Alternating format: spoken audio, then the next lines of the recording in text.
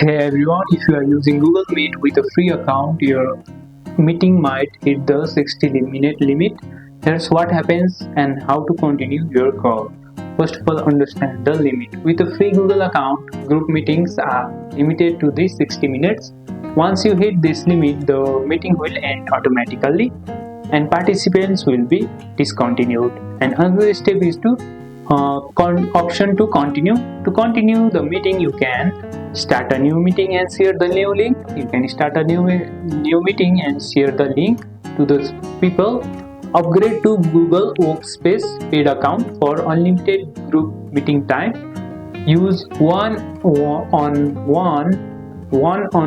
meetings which are unlimited even on a free account. Tips to avoid the disconnection. Plan ahead, set a timer for 55 minutes to wrap up the discussions or move to a new meetings.